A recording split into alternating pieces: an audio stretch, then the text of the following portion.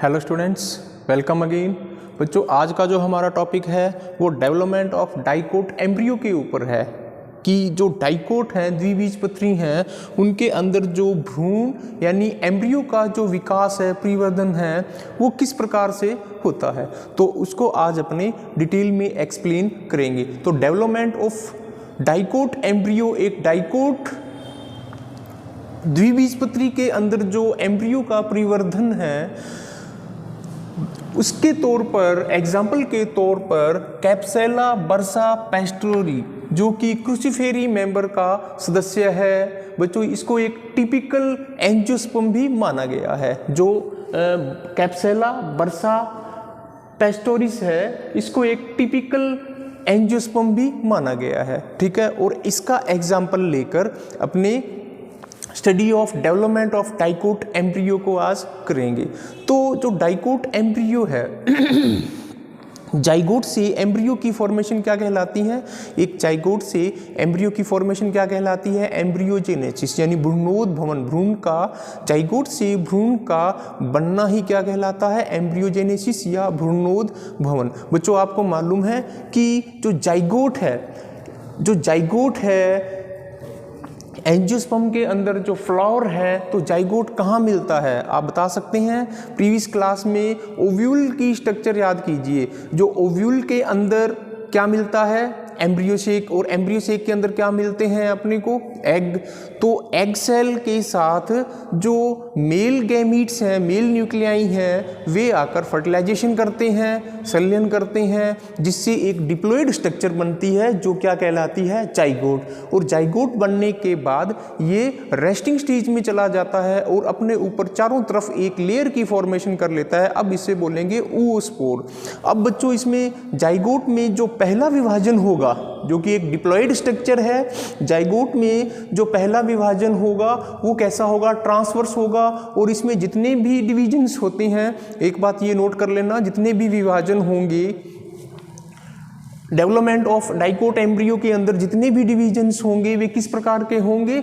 Mitotic, यानी समसूत्री प्रकार के विभाजन होंगे। तो जाइगोट के अंदर जो फर्स्ट डिवीजन होगा वो कैसा होगा? समसूत्री प्रकार का। और कैसा होगा? अनुप्रस्थ, जिसको ट्रांसवर्स भी बोलते हैं। तो रिजल्टिंग इन दो प्रकार की सेल्स की फॉर्मेशन होती है। ऊपर वाली जो सेल्स होती हैं वो क्या कहलाती है? Apical cell. और apical cells also called is embryonal cells. जो नीचे वाली सेल्स हैं that is also called is basal cell. और बेसल सेल को यहाँ पर क्या बोल सकते हैं? Suspensor cell. बच्चों, एपिकल सेल को एम्ब्रियोनल सेल क्यों बोलते हैं? क्योंकि नाम से ही क्लियर है कि एम्ब्रियोनल सेल क्यों बोलते हैं, क्योंकि एपिकल सेल से फर्दर डिवीजन होकर एम्ब्रियो की फॉर्मेशन होगी, एम्ब्रियो का परिवर्धन होगा। इसी प्रकार बेसल सेल, जिसको सस्पेंसर सेल भी बोलते हैं, बेसल सेल परिवर्धन में भाग लेकर आगे चलकर क्या बनाएगी? सस्पेंसर, जिसको बोलते हैं निलंबक, ठीक है। तो इसलिए ऊपर वाली सेल एपिकल बेसल जो कि एम्ब्रियोनल सेल कहलाती है, नीचे वाली बेसल सेल जो कि सस्पेंसर सेल कहलाती है। बच्चों, बेसल सेल और एपिकल सेल, ठीक है, बेसल सेल नीचे की तरफ, यानी जिस तरफ माइक्रोपाइल, एक ओव्यूल के अंदर जो माइक्रोपाइल होता है, माइक्रोपाइल की तरफ जो सेल होती हैं वो क्या कहलाती हैं? Basal cell. और कैलाजल की तरफ जो सेल्स होती हैं वो क्या कहलाती हैं? Apical cell. तो ये है टू स्टेज सेल। अब बच्चों, जो ऊपर वाली सेल्स हैं, एपिकल सेल्स, जिसको एम्ब्रियोनल सेल बोलते हैं, इसमें एक और विभाजन होगा, माइटोटिक समसूत्री विभाजन होगा। लेकिन ये कैसा होगा? लॉन्गिट्यूडिनल। ये कैसा होगा? अनुदैर्ध्य। और जो बेसल सेल है उसमें एक और समसूत्री विभाजन होगा, लेकिन कैसा होगा? ट्रांसवर्स, ठीक है। तो बेसल सेल में ट्रांसवर्स डिवीजन होगा, तो एक सेल से यहां पर दो सेल्स बन जाएंगी। इसी प्रकार एपिकल सेल में एक लॉन्गिट्यूडिनल विभाजन होगा, लॉन्गिट्यूडिनल समसूत्री विभाजन होगा। तो यहां भी एक एपिकल सेल से दो एपिकल सेल बन जाएगी। ऊपर देखो, टू सेल्ड एबनोनियल सेल, और इसी प्रकार टू सेल्ड सस्पेंसर सेल्स, ठीक है। और यहाँ जो आकृति है वो टी शेप, लगभग जो अंग्रेजी वर्णमाला का जो टी अक्षर होता है उसकी जैसी स्ट्रक्चर दिखाई देती है, ठीक है।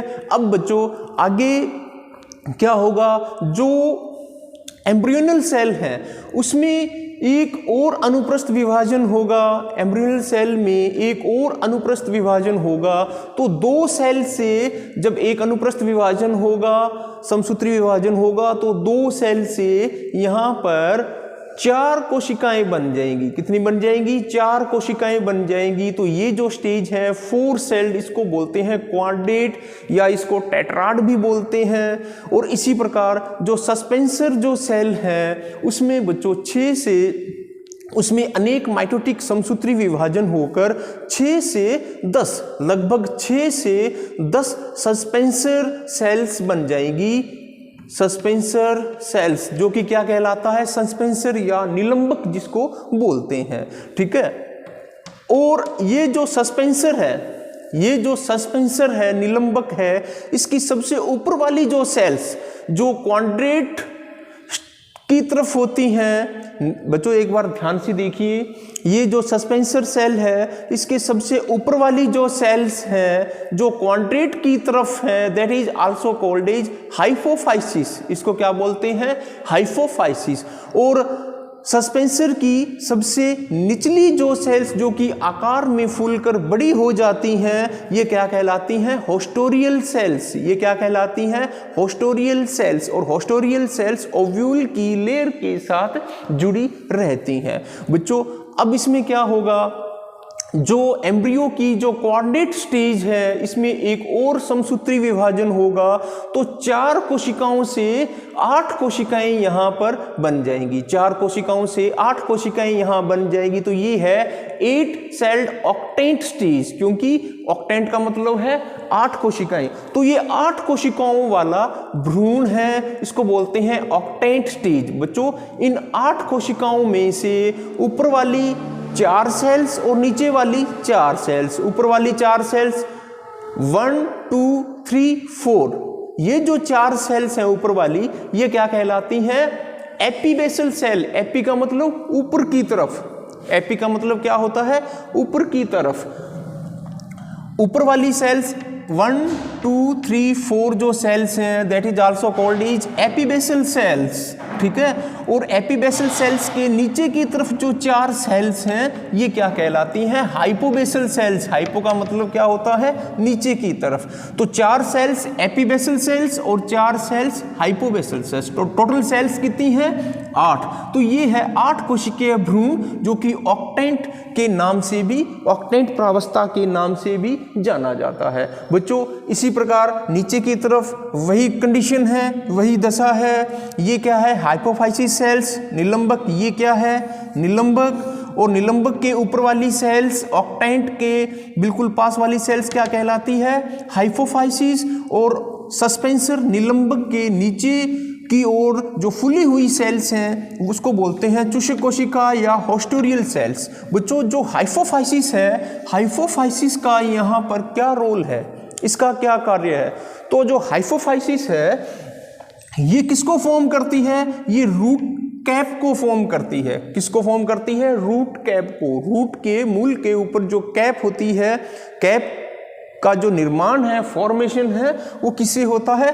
हाइपोफाइसिस से होता है। चलो यहाँ पर एपीबेसल और हाइपोबेसल इनके भी फंक्शन अपने नोट कर लेते हैं। तो एपीबेसल जो कि ऊपर की तरफ 4 सेल्स हैं, एपीबेसल का यहाँ पर काम क्या है? किसको बनाना? कोटाइलिडोन्स, यानी क्योंकि डाइकोट है तो 2 बीजपत्रों को बनाना। इसी प्रकार प्लूम्यूल्स जिसको प्रांकुर बोलते हैं, और इसी प्रकार एपिकोटाइल।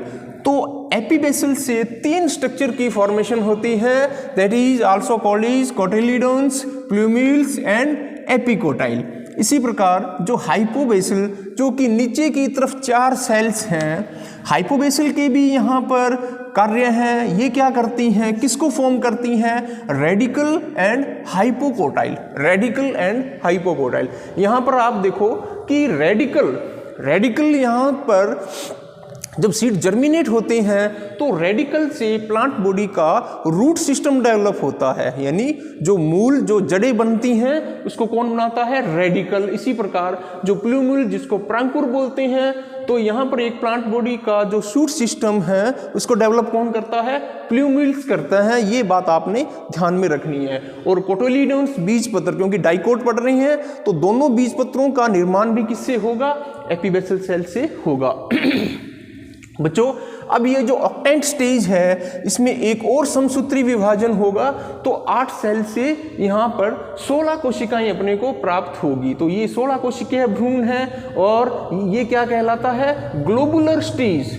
इसको अपने क्या बोलते हैं? 16 कोशिकीय भ्रूण, 16 सेल्ड जो embryo also called is globular stage. 16 कोशिकीय जो भ्रूण है ये ग्लोबुलर स्टेज कहलाती हैं। बच्चों धीरे धीरे ग्लोबुलर स्टेज में भी अनेक परिवर्तन होते हैं। ये देखो, ये जो 16 कोशिकाएं हैं ये हार्ट शेप, इसको क्या बोलते हैं? Heart shape. क्यों? क्योंकि इसका जो आकार है वो हृदय के समान, हार्ट के समान हो जाता है, इसलिए इसको हार्ट शेप स्टेज भी बोलते हैं। और इसमें 3 लेयर्स की फॉर्मेशन होती है, 3 परतों का निर्माण होता है। सबसे फर्स्ट जो बाहर की तरफ लेयर है डर्मेटोजन कहलाती हैं, उसके बाद जो लेयर हैं पेरिब्लेम कहलाती हैं, और सबसे भीतर की ओर लेयर है वो प्लीरोम कहलाती हैं। डर्मेटोजन जो सबसे बाहर की तरफ लेयर है इसका काम क्या है? एपिडर्मिस को बनाना, बाह्य त्वचा। किसको बनाना? एपिडर्मिस को बनाना। इसी प्रकार पेरिब्लेम का काम क्या है? कॉर्टेक्स को बनाना। और प्लीरोम का काम क्या है? जाइलम और फ्लाइम जो वैस्कुलर स्टैंड बोलते हैं उनको बनाना। तो बच्चों ये एक कंडीशन है। यहाँ पर देखो 8 कोशिकीय अवस्था, 16 कोशिकीय अवस्था, और उसके बाद जिसको ग्लोबुलर स्टेज बोलते हैं। ग्लोबुलर स्टेज के बाद फिर कौन सी स्टेज आती है? Heart shape stage. बच्चों अब यहाँ पर एक कंप्लीट जो एम्ब्रियो है उसका निर्माण हो जाता है। और एम्ब्रियो किसके अंदर है? ओव्यूल के अंदर। ठीक है, तो यहाँ पर आप देखो जो प्लूम्यूल है, प्लूम्यूल से किसकी फॉर्मेशन होती है? शूट सिस्टम की, जिसमें स्टेम, ब्रांच जो कि अंडरग्राउंड पोर्शन से बाहर का जो पोर्शन होता है, ग्राउंड से बाहर की जो पोर्शन होता है, शूट सिस्टम जिसको बोलते हैं, प्लूम्यूल से फॉर्मेशन होती हैं। और रेडिकल, इसको मूलांकुर, रेडिकल से किसकी फॉर्मेशन होती है? रूट सिस्टम की, जिसको जड़ तंत्र भी बोलते हैं। तो बच्चों यहाँ पर, और ये वाली जो सेल्स हैं, ये वाली सेल्स कौन सी हैं? निलंबक कोशिकाएं, जो कि ओवरी वॉल के साथ अटैच रहती हैं। और निलंबक यानी सस्पेंसर का यहाँ पर काम क्या है? डेवलपिंग एम्ब्रियो को भ्रूणपोष में धकेलना। क्यों? क्योंकि ज़्यादा से ज़्यादा ये न्यूट्रिशन को खींच सके, सक कर सके। तो बच्चों इस प्रकार ये था डेवलपमेंट ऑफ डाइकोट एम्ब्रियो, जो कि कैप्सेला बर्सा पेस्टोरिस के अंदर इसकी स्टडी की गई है। और ये जो टाइप है इसका जो डेवलपमेंट है वो क्रूसीफर टाइप का है। इसका जो डेवलपमेंट है, एक बात नोट कर लेना, किस प्रकार का है? क्रूसीफर टाइप का है।